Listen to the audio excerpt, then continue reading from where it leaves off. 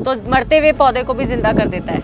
ये मेरे पास 6.5% वाला है। इसको मैं 20 लीटर के हिसाब से बनाती हूँ पूरे पौधों पे करने के लिए, तो 5 ml इसको डालती हूँ। और जैसे आप इसका यूज़ तब कर सकते हैं जब आपका पौधा डाईबैक कर रहा हो, बिल्कुल ख़त्म होने वाला हो, तब आप इसको डाल देंगे पौधे में, तो ये ऑक्सीजन लेवल बढ़ा देता है। स्टार्टिंग में यूज़ किया था, मुझे रिजल्ट अच्छा मिला था। जैसे आप ये गुड़हल देख रहे हैं, ये बिल्कुल ख़राब हो चुका था, इसमें मैंने फिटकरी का यूज़ किया था, उससे फ्लावरिंग बहुत अच्छी होती है। ये पौधों के स्टेम को मजबूत करता है। इसमें भी एनपीके होते हैं, जैसे बोन मील से फ्लावर्स भी अच्छे खिलते हैं, उनके ग्रोथ अच्छी आती है। जो राख होती है लकड़ी की, आप उसको यूज़ कर सकते हैं। और उसको तो जैसे आपके पौधों पे मिलीबग्स लग जाते हैं या कोई भी कीड़ा लग जाता है, आप पौधों पे स्प्रिंकल कर दीजिए, उससे वो बहुत राहत मिलती है।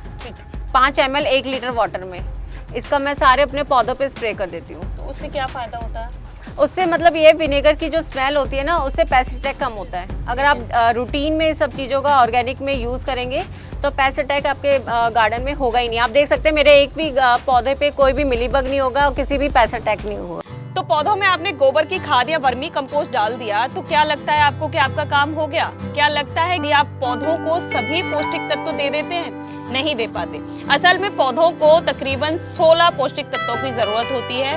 तो इसके लिए हमें, अगर हम ऑर्गेनिक गार्डनिंग कर रहे हैं, तो बहुत सारी चीजों का ध्यान देने की जरूरत होती है, क्योंकि किसी भी एक पौष्टिक तत्व के डिसबैलेंस या कम या ज्यादा होने की वजह से पौधों की ग्रोथ पर उसका गलत असर पड़ता है। या तो फूलों की संख्या बहुत कम हो जाती है, या जो पौधे हैं वो फ्रूटिंग अच्छी नहीं देते हैं। तो आज इस खास वीडियो में हमारे साथ शामिल हुई हैं गार्डनिंग एक्सपर्ट पूजा जी, जो हमें बताएंगी कि जब भी हम ऑर्गेनिक गार्डनिंग कर रहे हैं तो हमें किस तरीके की खाद का इस्तेमाल करना चाहिए, हम खाद के तौर पर कौन कौन से ऑप्शंस हमारे सामने हैं, और इसके अलावा वो इस वीडियो में हमें कुछ ऐसी घरेलू चीजें बताएंगी, यानी जो आपकी किचन से ही मिल सकती हैं। उन्हें अपने पौधों में डालने के बाद आप देखेंगे कि पौधों की ग्रोथ बहुत अच्छी होगी, फ्लावरिंग बहुत अच्छी होगी और फ्रूटिंग भी बहुत अच्छी होगी। इससे पहले यदि अभी तक आपने अपने YouTube चैनल यूनिक फार्मिंग को सब्सक्राइब नहीं किया है तो अभी सब्सक्राइब करें, साथ ही बेल आइकन भी दबाएं ताकि आगे आने वाली वीडियोस की नोटिफिकेशन आपको मिलती रहे। नमस्कार मैम। नमस्ते। एक बार हम आपसे फिर बहुत सारी जानकारी लेने के लिए आ गए हैं। अब मैं आपसे इस वीडियो में ये जानना चाहती हूँ कि अगर कोई ऑर्गेनिक गार्डनिंग कर रहा है तो वो कौन कौन सी ऐसी चीज़ों का प्रयोग करे जिसकी वजह से हम सभी, जितने भी 16 से 17 जितने भी पौष्टिक तत्व पौधों को चाहिए, वो सभी मिलते रहे। हाँ जी, सबसे पहले आप मेरे ये 2 मटके देखिए, इसमें मैंने किचन वेस्ट बनाया हुआ है। किचन से जो भी वेस्ट निकलता है, जो भी पील्स निकलते हैं सब्जियों के, फ्रूट्स के, और जो मेरे गार्डन की लीव्स निकलती हैं, ठीक है, उनको भी मैंने इसमें यूज़ किया हुआ है। और इसको मैंने बहुत ही कम क्वांटिटी में इसमें मिट्टी ली है और सबसे ज़्यादा इसमें किचन वेस्ट है। ठीक है, तो मैं आपसे ये पूछूं कि किचन कंपोस्ट तो बहुत लोग तैयार कर रहे हैं, लेकिन आपने सिर्फ मटके को ही क्यों चूज़ किया? मटके में मैं देखो वही दोबारा से आपको बताना चाहूँगी, क्योंकि मिट्टी के जो हम गमले यूज़ कर रहे हैं और मिट्टी की जो भी हम यूज़ करते हैं उसमें एरिएशन बहुत अच्छा होता है। अच्छा। और स्मेल नहीं आती है इस वजह से। बिल्कुल सही। हाँ, क्योंकि ये खुले मेरे सामने भी इतना टाइम से रखा हुआ है। हाँ जी, लेकिन इसमें से कोई स्मेल नहीं आ रही है। और इसमें मैंने देखिए आपने होल भी किए हुए, मैंने इसमें कम से कम 4-5 होल किए हुए हैं। जो भी एक्सेस वाटर होगा इसका मैंने खुले में रखे हुए थे बारिश में, और पानी इसमें जा रहा था, वो सब इसमें से ड्रेन आउट हो रहा था। तो इसको बनाए हुए कम से कम मेरे को 3 महीने हो चुके हैं। और उसके बाद आप देखिए इसमें किचन वेस्ट ये बिल्कुल रेडी हो गया है, बिल्कुल रेडी हो चुका है। बस इसको अच्छे से धूप दिखानी है, मतलब सुखाना है बहुत अच्छे से, उसके बाद छान के तब हम इसको अपने प्लांट्स के लिए यूज़ करेंगे। ठीक है, तो हम कह सकते हैं कि किचन कंपोस्ट से हमारे पौधों को सभी पौष्टिक तत्व मिल जाते हैं? सभी पौष्टिक तत्व तो नहीं मिलते, मतलब थोड़ा बहुत, जैसे इसमें माइक्रो न्यूट्रिएंट भी होते हैं और एनपीकेस भी होते हैं, तो ये स्लो रिलीज होता है। ठीक है, जो भी ऑर्गेनिक हम यूज़ करते हैं वो धीरे धीरे वर्क करता है पौधों पे। तो ये किचन कंपोस्ट की बात हो गई है, ज़्यादातर गार्डनर इसका इस्तेमाल कर रहे हैं। इसके अलावा आप पौधों को और क्या देती हैं? उसके अलावा मैं नीम खली देती हूँ। नीम खली में भी सारे माइक्रो न्यूट्रिएंट अवेलेबल होते हैं। और जैसे जब हम पौधा रिपोर्ट करते हैं तो जैसे 10 ग्राम ये नीम खली, इसको हम मिक्स कर देते हैं मिट्टी में, या एक गमले के अकॉर्डिंग 10 ग्राम, या पॉट बहुत छोटा है तो 5 ग्राम ये चल जाता है। तो इससे फंगस भी नहीं लगती और इसमें एनपीकेस भी होते हैं, तो सारे उसको प्लांट्स को सब चीज़ें अवेलेबल हो जाती है। नाइट्रोजन, फास्फोरस, पोटेशियम सब कुछ इन्हें मिल जाता है। ठीक है। और उसके बाद हम यूज़ करते हैं बोन मील। ये पौधों के स्टेम को मजबूत करता है। इसमें भी एनपीके होते हैं, जैसे बोन मील से फ्लावर्स भी अच्छे खिलते हैं, उनके ग्रोथ अच्छी आती है।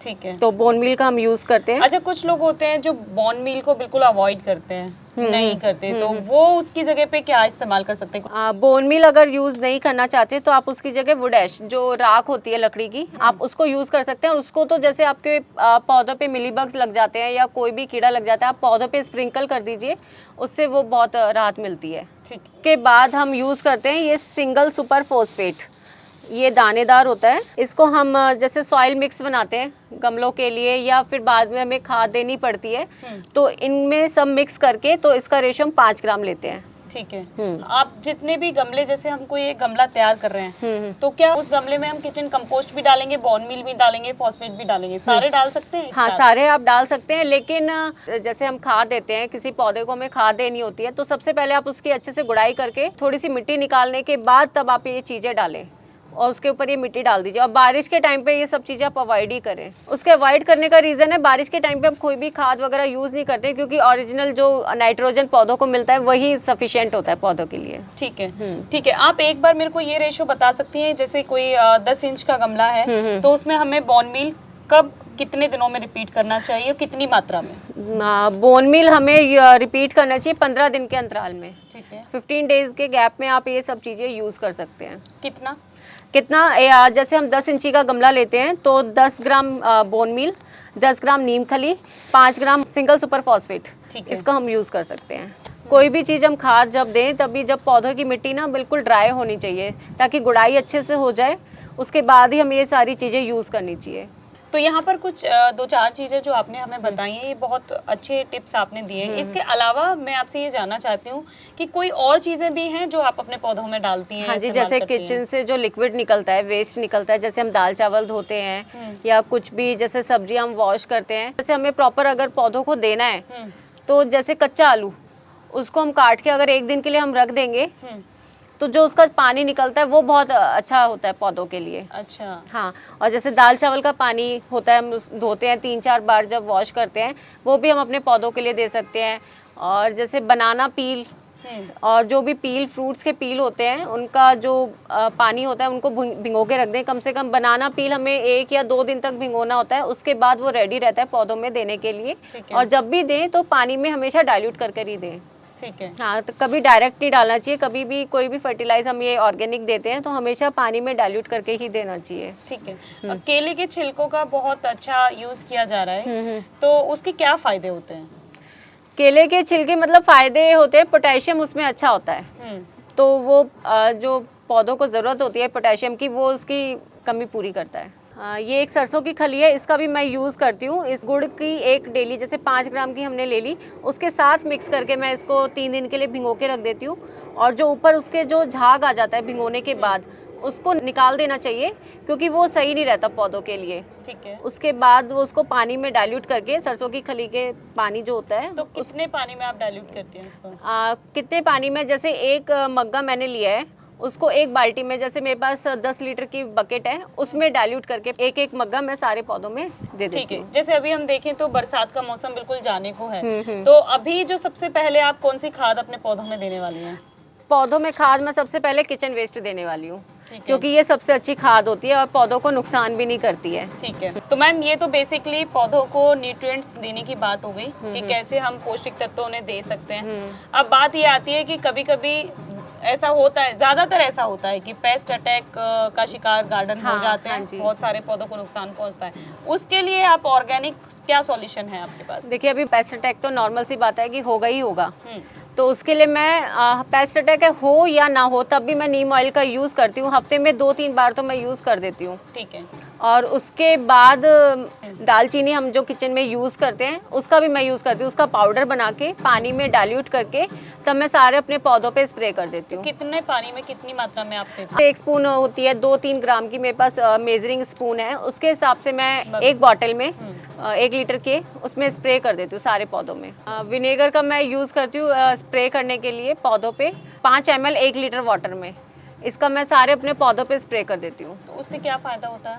उससे मतलब ये विनेगर की जो स्मेल होती है ना, उससे पेस्ट अटैक कम होता है। अगर आप रूटीन में सब चीज़ों का ऑर्गेनिक में यूज़ करेंगे तो पेस्ट अटैक आपके गार्डन में होगा ही नहीं। आप देख सकते हैं मेरे एक भी पौधे पे कोई भी मिलीबग नहीं होगा और किसी भी पेस्ट अटैक नहीं होगा। बिल्कुल बिल्कुल सही कहा। अच्छा, फिटकरी की बात अपनी हो रही थी, तो फिटकरी का क्या फायदा रहता है? फिटकरी को मैं एक उसकी जो आती है डेली आती है उसको मैं पानी में भिगो के रख देती हूँ, उससे पौधों की ग्रोथ अच्छी होती है। फिटकरी का पीएच लेवल, जो सॉइल का पीएच लेवल है वो बढ़ा देता है। स्टार्टिंग में यूज़ किया था, मुझे रिजल्ट अच्छा मिला था। जैसे आप ये गुड़हल देख रहे हैं, ये बिल्कुल ख़राब हो चुका था, इसमें मैंने फिटकरी का यूज़ किया था, उससे फ्लावरिंग बहुत अच्छी होती है। देखिए मैं इसका भी यूज़ करती हूँ, ये हाइड्रोजन पेरोक्साइड है, ये मेरे पास 6.5% वाला है। इसको मैं 20 लीटर के हिसाब से बनाती हूँ पूरे पौधों पे करने के लिए, तो 5 ml इसको डालती हूँ। और जैसे आप इसका यूज़ तब कर सकते हैं जब आपका पौधा डाईबैक कर रहा हो, बिल्कुल ख़त्म होने वाला हो, तब आप इसको डाल देंगे पौधे में, तो ये ऑक्सीजन लेवल बढ़ा देता है। ठीक है, आपके पौधे की, तो मरते हुए पौधे को भी जिंदा कर देता है। चलिए, ये अच्छी दवाई बता दी आपने। ये आपको मेडिकल शॉप पे मिल जाएगा। एमआरपी इसका 32 है, तो 30 रुपीज़ में अप्रॉक्स आपको मिल जाएगा। यहाँ वैसे हमने बात थोड़ी सी शुरू की थी कि और क्या चीजें डालती है, लेकिन धीरे धीरे आपका खजाना खुलता आ रहा है कि क्या राज है आपके पौधों की इतनी अच्छी ग्रोथ का। ठीक है, तो यहाँ पर पूजा जी ने हमें बहुत बड़ा ये पूरा एक खजाना खोलकर बता दिया है कि आखिर उनके पौधों की इतनी अच्छी ग्रोथ का राज क्या है। और अगर हम भी अपने गार्डन मतलब ऑर्गेनिक गार्डनिंग अगर हम कर रहे हैं तो किन किन चीज़ों का प्रयोग करके हम जितने भी पौष्टिक तत्व हैं वो पौधों को दे सकते हैं, कैसे हम फंगस या पेस्ट अटैक से अपने पौधों को बचा सकते हैं। तो मुझे लगता है कि ये वीडियो आपको ज़रूर पसंद आएगी। और इसके साथ ही मैं ये भी कहना चाहूँगी कि पूजा जी का अपना भी एक चैनल है और वो वहाँ पर भी डिटेल में वीडियोस डालती हैं। अगर आप उनसे वहाँ सीधे जुड़ना चाहते हैं तो आप वहाँ जुड़ सकते हैं। और इसके साथ ही कोई ऐसी चीज़ है जो हमने यहाँ पर बहुत सारी चीज़ें प्रयोग करके या आपके प्रयोग करने के लिए सजेस्ट की हैं, उनको लेकर कोई क्वेरी है तो कमेंट करके आप ज़रूर पूछ सकते हैं। वीडियो पसंद आई है तो वीडियो को लाइक और शेयर करना ना भूलें और चैनल को सब्सक्राइब करें। धन्यवाद।